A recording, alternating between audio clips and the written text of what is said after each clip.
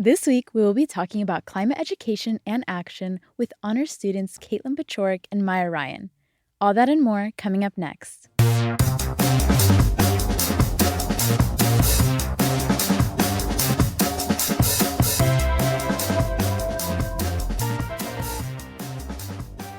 Hey Honors Bulls, welcome to the Honor Roll Podcast, the flagship podcast of the Judy Genshaft Honors College Podcast Network.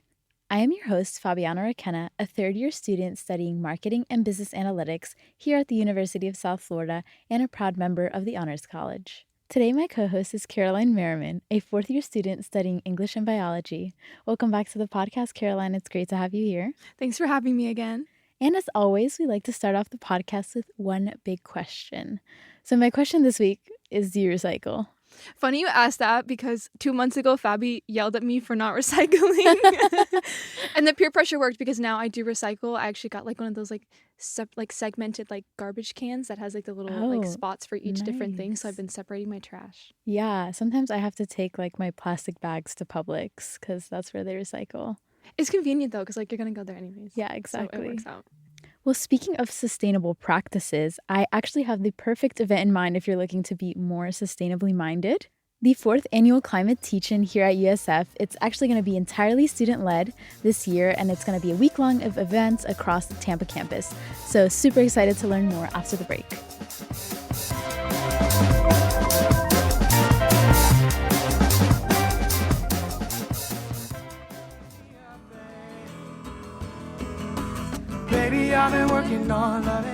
Listen to the Judy Genshaft Honors College Contemporary Music Ensemble as they perform Juice's Workin' on Lovin'.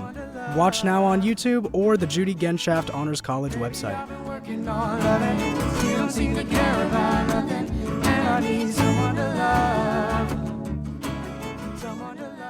Welcome to the podcast, Katelynn and Maia. It's so great to have two students from the Climate Teach-In organization here joining us today. So could you start out by introducing yourselves?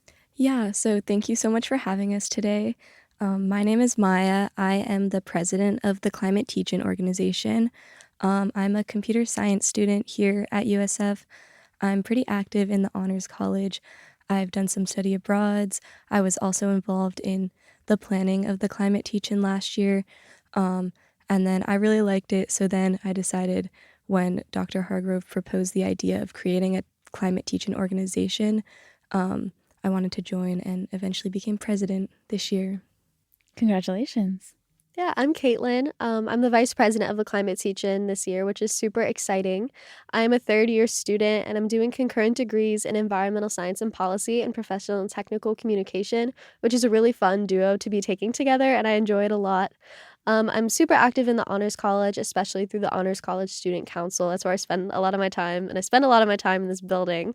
But yeah, I'm super excited to be the vice president this year, and it's been really awesome watching CTI kind of grow. Well, thank you, and we are so excited to have you here. Last year, we actually spoke with USF Climate Teach-In leaders on the podcast. We spoke to Dr. Hargrove, and now we have you both here to talk about this year's Teach-In, which looks a little bit different. So the 4th annual USF Climate Teach-In is a part of the Bard College's Worldwide Climate Teach-In Week. And for those who aren't familiar, would you mind explaining what the Climate Teach-In is and what it entails? Yeah, so the Climate Teach-In, as you mentioned, is part of a worldwide initiative started by Bard College. So basically during this week, it's not just USF having this Climate Teach-In event. It's colleges, communities across the world having climate-focused events. And so here at USF, ours is going to be from April 7th to 13th. And it's a week-long series of climate-focused, sustainability-focused events. So we get community partners involved. We also get student organizations to host their own events. So basically, the USF campus during this week is talking about climate, doing volunteering and action towards climate. So as Fabi kind of mentioned, there is a bit of a difference in the Climate Teach-In this year. And there's so many students and faculty and community members who have been involved in the Teach-In over the years. So I'm sure a lot of people are wondering, what are these differences going to look like in the 2025 Climate Teach-In? Yeah, so the biggest difference between this year's Climate Teach-In and those in previous years is that this is the first year that Climate Teach-In is a registered student organization with USF, and this is amazing because it gives us a lot more like creativity. So it's entirely student-led with amazing help from honors faculty and other faculty and community partners. Being a registered student organization this year is great because it allows us to have a broader scope and it allows us to do more since there's more people in the kitchen and there's more people involved in general. So we have an 8-person executive board who covers things from special events, marketing, internal communications with our newsletters, community and student organization outreach. So having this big team of student leaders that Maya and I oversee allows us to do more since people are more specialized and allows us to have a wider bandwidth of things that we can do. So overall, being a registered student organization this year is just broadening our opportunities to make an impact on campus, and it allows us to do more for the university. Right. So now that it is entirely student led, how do you think this student driven approach will take the climate teaching from what it was before to now? Yeah, so as a student organization, this gives us a lot more creative freedom with a lot more students like taking the lead and initiative and making the big decisions about climate teach-in, which is really cool. And then another benefit of making us a student organization is that it, like Katelynn said, allows us to have a bigger event, like get a lot more people involved since we just generally have more people working on important roles in climate teach-in. And then also it makes it more sustainable. One of the reasons that Dr. Hargrove kind of came up with this idea to create a student organization for it was so that climate teaching keeps going no matter if Dr. Hargrove isn't here or if we graduate. So this year, since it's like our first time, we're kind of creating this framework and system that future students who want to lead the climate teach-in can follow, so that climate teach-in will almost be basically running itself in a couple of years. But as you mentioned, there's definitely a lot of different challenges that come with it being more faculty-led than student-led. Students have more limitations on what we can do. So the faculty has definitely been a big help when we've encountered like logistical challenges about random rules that actually student organizations can't do this. So stuff like that. I love that as like an organization that's like centered around like the conversations around climate change that you guys brought sustainability into like your actual like practice and in your framework. You also mentioned earlier just about how you guys are able to bring more people in and you're able to do more things and have more creativity. Is there anything that you're really excited for in this next Climate Teach-In, like a specific event or organization that maybe you didn't have before? Yeah, so generally, climate teach-in is relatively the same. We like to keep some sort of tradition. So we have our annual events like our 5K, our career fair, our art exhibit, our research exhibition. But what changes year to year, and I think in a really beautiful way, is the different collaborations that happen. So Climate Teach-In collaborates a lot with different student organizations to throw these big events.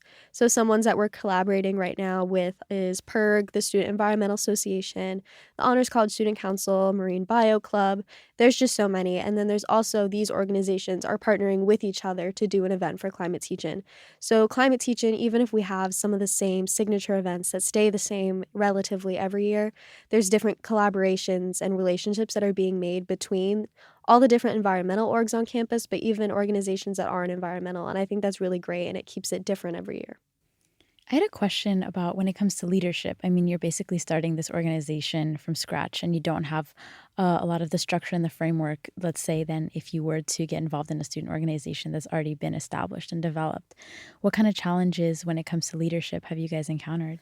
Yeah, so like you said, we kind of started with nothing. So we took the fall semester to kind of work out all the like kinks and stuff. So one of the first things that we addressed last semester when we were kind of working everything out was what platform to use to communicate with students.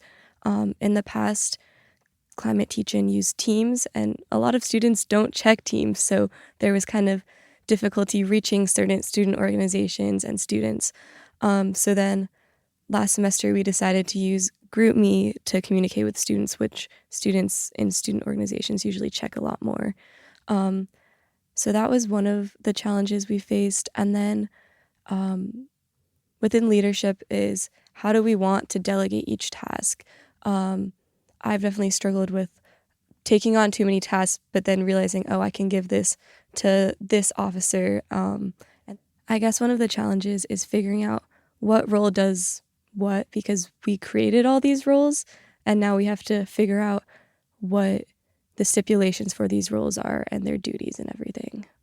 Yeah, and I think an additional challenge from switching to like a more faculty perspective to a more student-led organization is also understanding our limits. Naturally, as students, I feel like our networks are smaller. We have less connections overall because we're building that as students. So trying to find like communities to come in and do different things, it's a little bit harder, I feel like, when you are students. So that's been interesting. And then also trying to find our bandwidth. Because we are all students who have academics and other commitments, jobs, other things like that. So I feel like it's balancing making it bigger and better than it was in previous years, but also not biting off too much we can chew. And that's something that I've seen a lot because we are trying to do so many amazing events, but some things we just have to pull a little bit back on because we just don't have the bandwidth for that yet. But in the future, as climate teaching continues to grow and evolve, we definitely will. Yeah, I think the great thing about like starting over is the fact that like you get to have kind of that like creative direction and you do get to like, fix the little bugs that were, a part of the organization before. You've talked a lot about all the effort that you guys have put into this. What are moments of growth that you've seen or just like really fun and enjoyable experiences that you've had, at the same time doing that? So something that I've definitely seen in terms of growth is like the increased amount of agency within our executive board. We kind of threw these positions at them. We were all kind of thrown our positions, and it was just kind of like, go. Obviously, we have a lot of help along the way, but it's really like molding it. So as Maya and I have kind of been delegating tasks and been explaining like what the different roles are, it's been really great, especially the transition from fall to spring semester, to see how much our different officers are able to, they have new ideas, they're doing things on their own, and they're having a lot more agency in their work. And I think that's been really awesome to see their growth in leadership and their professional skills. It's been really awesome to see. Yeah, like Katelynn said, definitely our e-board members have taken initiative, which is really cool to see. Like, for example, our secretary / internal communications director, he's been super great. And he's an education major, and he recently started kind of a group within the education school that has to do with sustainability. So he kind of like started with Climate Teach-In, and now he's creating like another group to talk about environmental issues that also will be contributing and participating in Climate Teach-In. No, that's great. I think it's amazing that you guys are going through this process now and you're learning what is going to be needed for next year. And hopefully you can pass down that wisdom to the next group of students that host the teach-in next year as well. I wanted to ask, what kind of activities and events can students expect this year? I know you mentioned like the 5K. That's kind of like something that happens every year, but what are the things that can we expect? So, like I was saying a little bit before, we do have our signature events that we'll be having again this year. So, we have our 5K, our climate career fair, our art exhibit, our research fair. So, those are staying the same. We're also doing the public lecture with Dr. Hargrove's class on how to save a planet on the amphitheater stairs. So, that's going to be really fun. That was awesome to see last year. But we're also going to be having our cooking class, countless campus cleanups. Also, we're going to have events from different student organizations, a lot of which we don't know much about yet because it's still a little bit early and far out. But we're going to be having different student organizations who become partners with the Climate Teach-In by hosting their own event during Climate Teach-In Week, making it somewhat like climate or education focused. And then their student organization partners, and their event will be a part of the Climate Teach-In. So that's the beautiful part of it, I think, is how diverse it is every year because of those student org events. Yeah, it's really exciting that it is like customizable in that way and that it is like ever changing and students can kind of look forward year to year for like what's going to be new and what's upcoming. With there being so many, student org events, in conjunction with the events that you guys have planned that are, brought back from last year, how can attendees like make the most of the teach-in? Yeah, so our really like centralized hub of where we post all our events and market them is our Instagram. So definitely go follow that. And then on our Instagram, we will also be posting our calendar of events, which will be all of the events happening during the week of teach-in. And then every day of teach-in, students can check our Instagram and we'll post that day a schedule of events of what's happening so they can see everything that's happening that day individually because there are so many things going on. But yeah, definitely the Instagram is the best way to keep up with our events. And what's y'all's Instagram handle, just for everyone listening? Yes, follow USF_CTI. I think it's really great that you guys are making this an accessible event, or I should say that multiple events, that just because you can't make it to one lecture or one event, there's so many opportunities for students to get involved.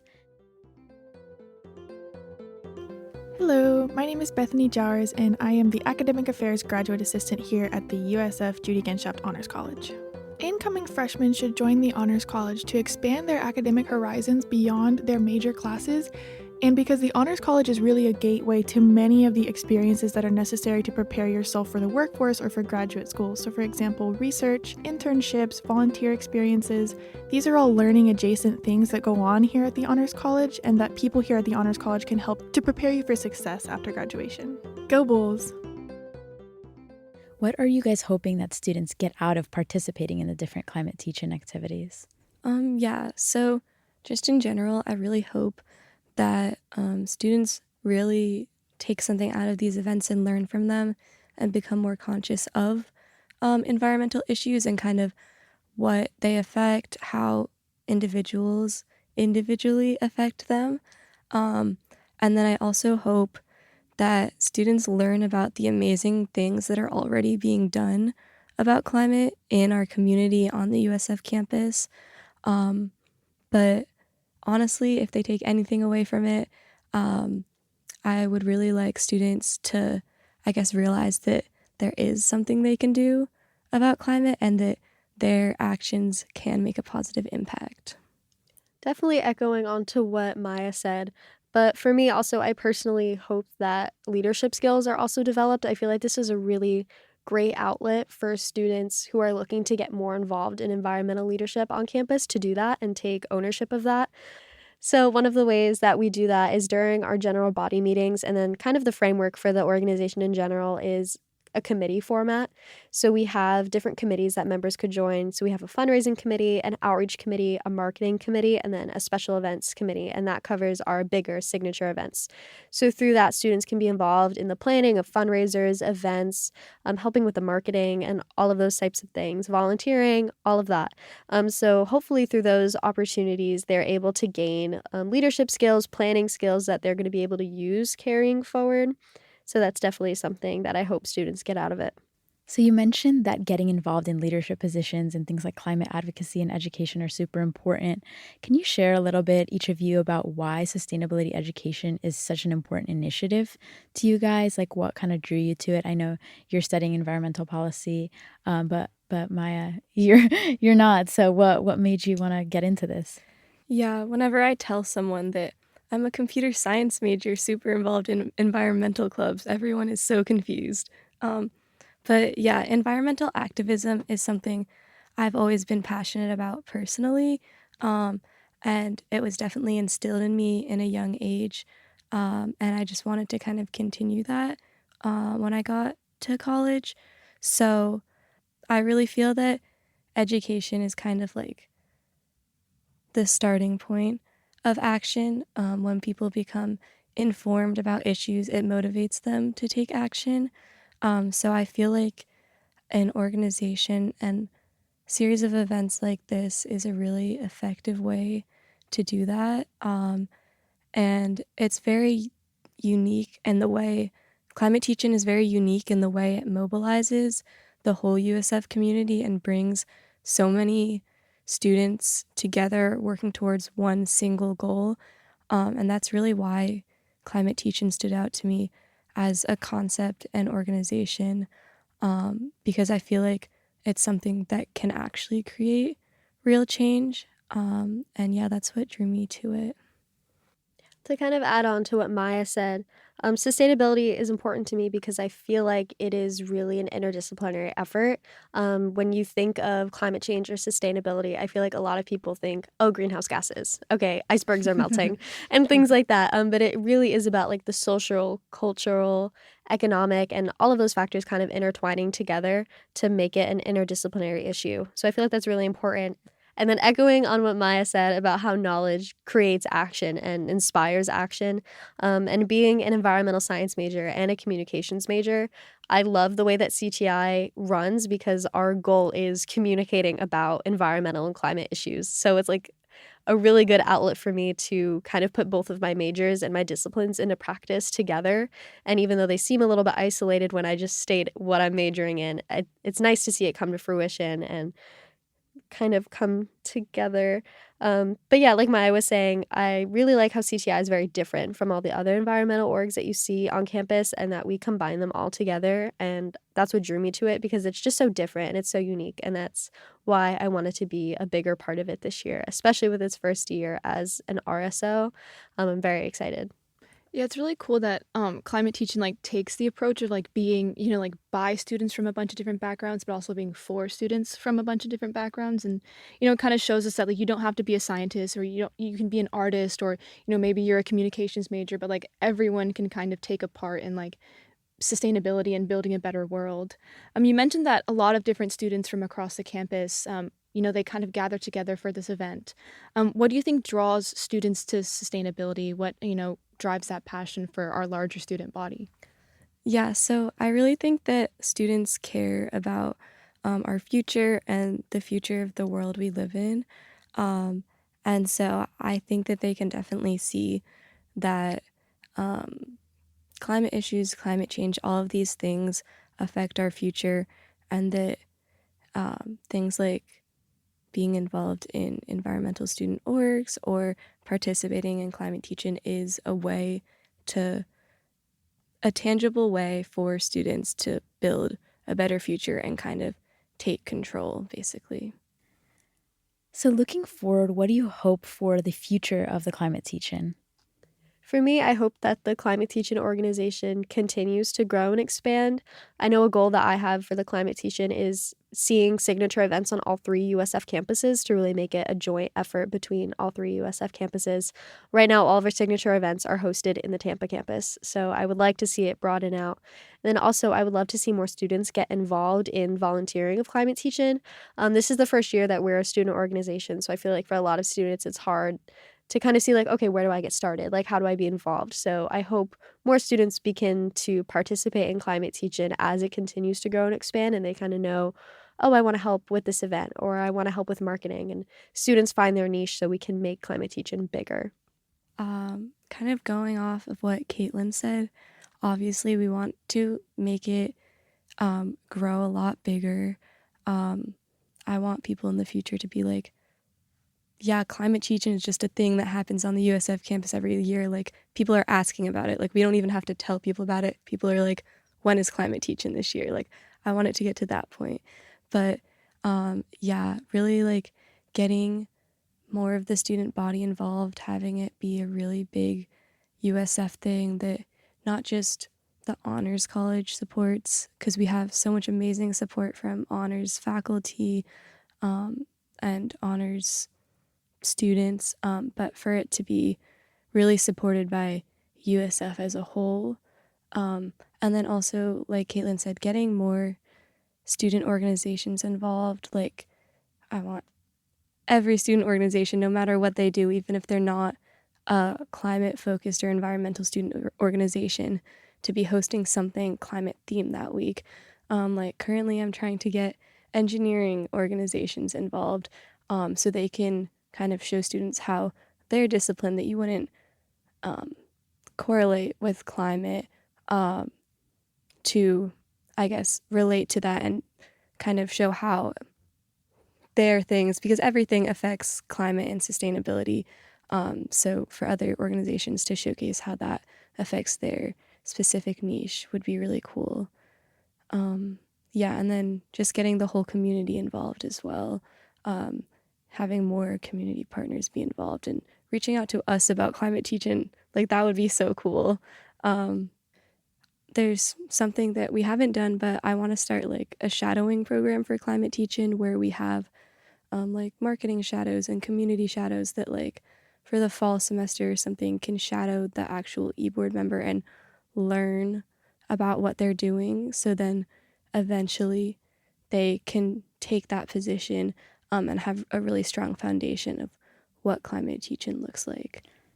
I think, Maya, like you were talking about before, that you want to get a lot of different organizations, no matter what they are, involved in the climate teach-in. I think that really speaks to the interdisciplinary nature of like what we teach here at the Honors College, which is like no matter what, you can be involved, no matter what you're studying. Like, please just, pick something. I'm a marketing student. And although you might not think that really goes with sustainability, of course, there's always like communication efforts and like making things like accessible to people so that they actually know and are informed about these events. So I guess that's to speak to students and say like get involved really no matter what, even if you don't think this is something for you. Yeah, and it's really interesting because we have seen this like really solid pattern of growth for the climate teach-in over the years. I remember the very first year of the climate teach-in, it was like in the lobby of Juniper Poplar Hall, and we had all these like little tables set up, and I was like tabling for some nonprofit I worked for at the time.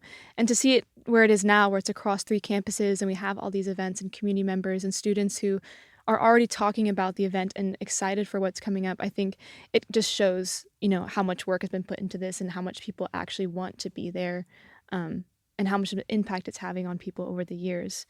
Katelynn, you mentioned like you guys want more students to get involved with the climate teach-in.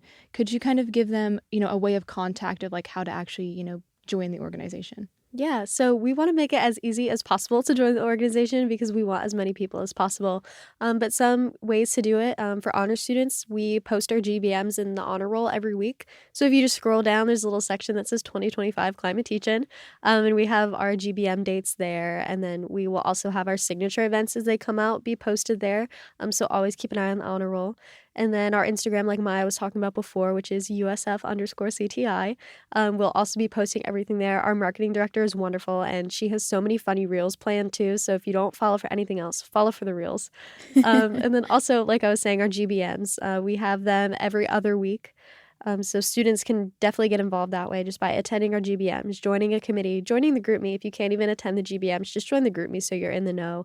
There's a lot of different ways to get involved. And then especially for student organization leaders, even if you're like an English club, a book club, or something like that's not at all related to environmental or climate, do an event during Climate Teach-In. It's really easy if you just do an event during the 7th to the 13th, anytime, any place you want. And you make it somewhat environmental or climate themed. You're a student organization partner with the Climate Teach-In, and we'll advertise your event, we'll support it. And it's just a way that we want to combine all of our student organizations towards a common mission. So there's a lot of different ways to get involved. And then our Instagram DMs are always open. So if any students have any questions, they can more than welcome to reach out through there or any other way that they can. Like another way students can get involved is if they don't think they have the capacity or time commitment to commit to fully helping plan the Climate Teach-In. During actual Climate Teach-In week, we have a bunch of volunteer opportunities.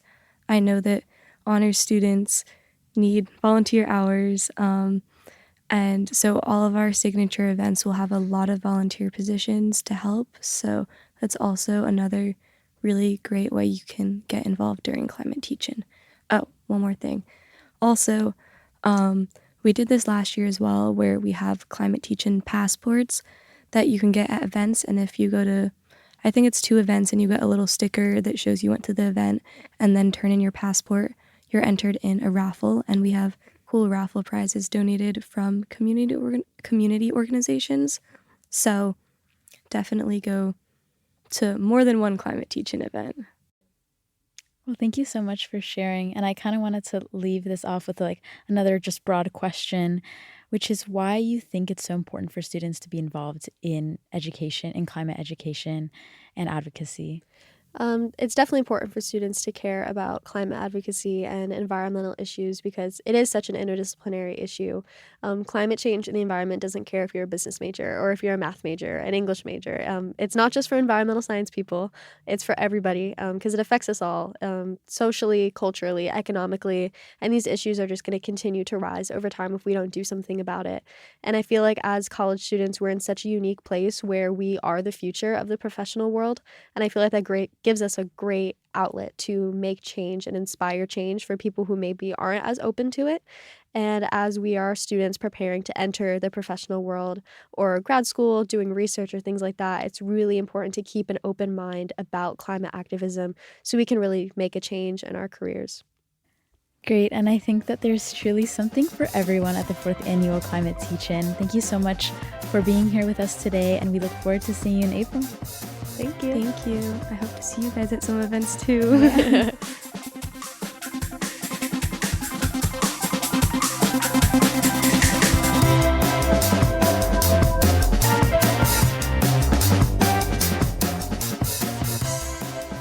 And we are back in the studio. Fabi, what did you think of the podcast?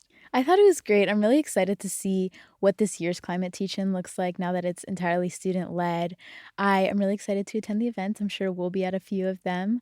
Maybe I'll run the 5K. We'll see. Won't be me. Won't be me. But I think it's really cool that there is so many events and that there is something for everyone to do. Just like, they're doing the culinary demonstration and the lecture and everything. So I think everyone will be able to find their way into how to get involved with the Climate Teach-In. And to learn more about the Climate Teach-In, check out the Honor Roll newsletter and our website at usf.edu/honors. That'll do it for this week's episode. The Honor Roll podcast is recorded in the Judy Genshaft Honors College at the University of South Florida, Tampa campus. Production assistance is provided by honors student Sandra Napolitano. Thank you all so much for listening, and please do not forget to rate and review our podcast, as we really appreciate your feedback. Please join us next week to hear what we're up to at the Judy Genshaft Honors College. Until next time, go Bulls!